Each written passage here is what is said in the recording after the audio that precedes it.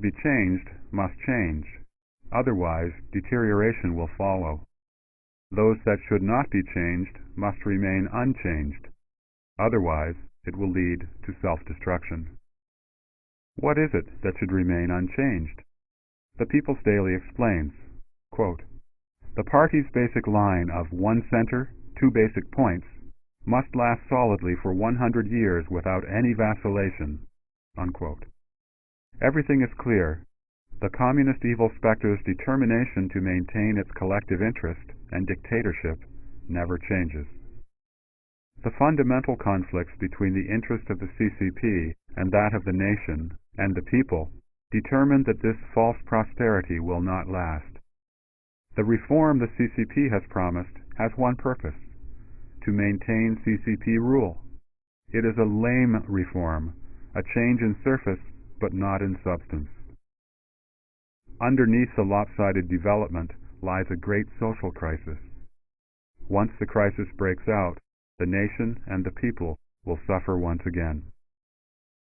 It is true that communism has been defeated globally and is doomed to become more and more moribund. Nevertheless, the more corrupt a thing becomes, the more destructive it becomes during its struggle with death. With the change of leadership, the new generation of CCP leaders had no part in the communist revolution, and therefore have less and less prestige and credibility in managing the nation. Amidst the crisis of its legitimacy, the CCP's protection of the party interests has increasingly become the basic guarantee for maintaining the interests of individuals within the CCP. The CCP's nature is selfish. It knows no restraint. To discuss democratic improvements with the Communist Party is like asking a tiger to change its skin.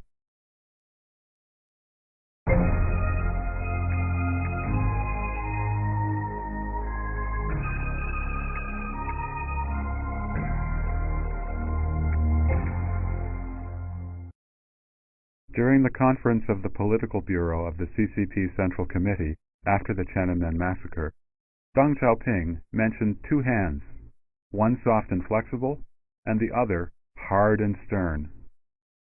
This is an analogy for the Communist Party's two-sided strategies. Its softer strategies include propaganda, united fronts, sowing dissension, espionage, instigating rebellion, double-dealing, getting into people's minds, brainwashing, lies and deception, covering up the truth, psychological abuse, and generating an atmosphere of terror.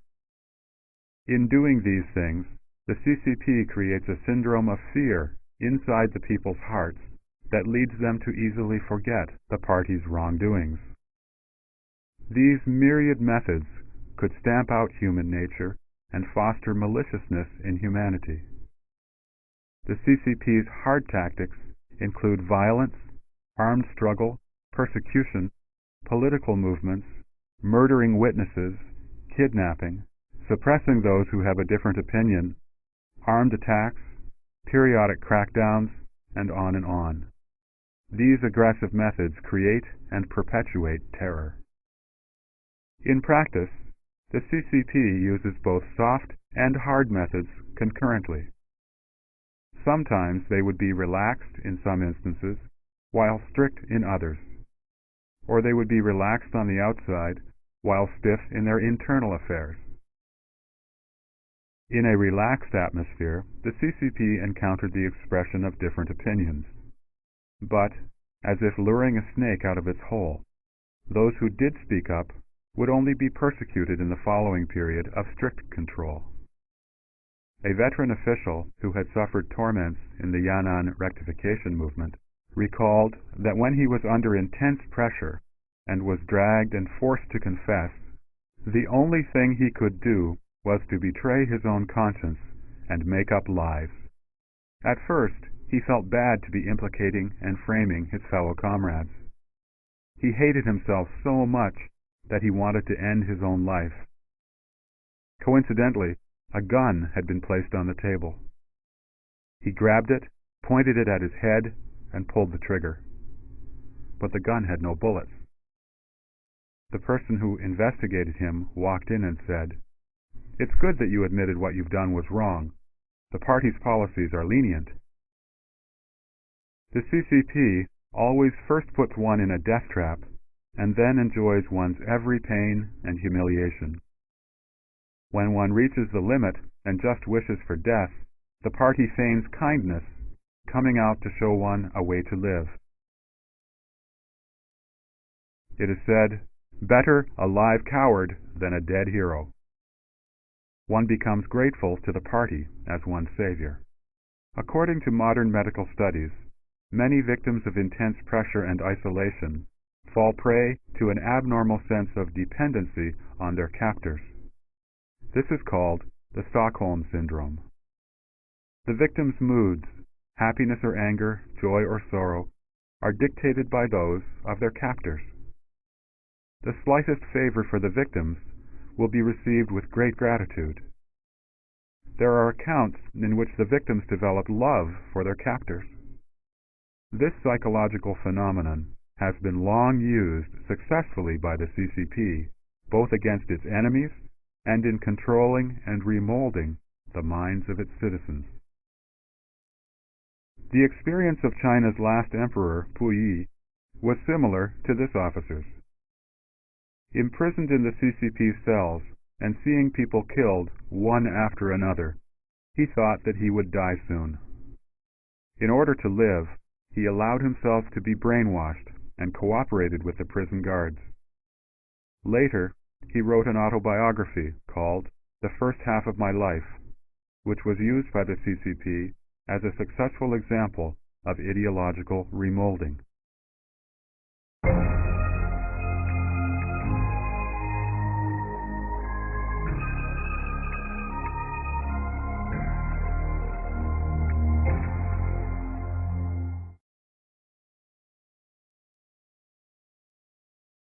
At the time of Mao Zedong's death, many Chinese shed a lot of tears in front of Mao's portrait, wondering, how can China continue without Chairman Mao? Ironically, 20 years later, now that the Communist Party has lost the legitimacy to rule the country, the CCP has spread a new round of propaganda, trying to make the people again worry, what would China do without the Communist Party?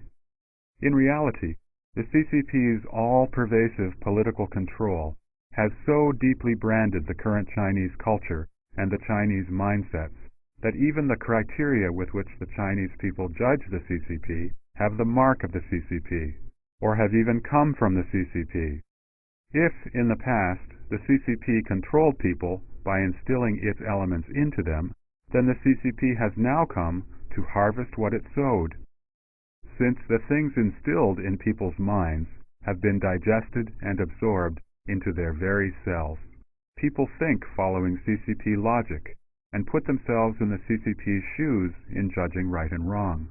Regarding the CCP massacre of student protesters on June 4, 1989, some people said, "If I were Deng Xiaoping, I would have stopped the protest with tanks too."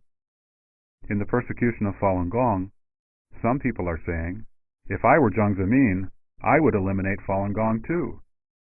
About the ban on free speech, some people are saying, "If I were the CCP, I would do the same." Truth and conscience have vanished, leaving only the CCP logic. This has been one of the vilest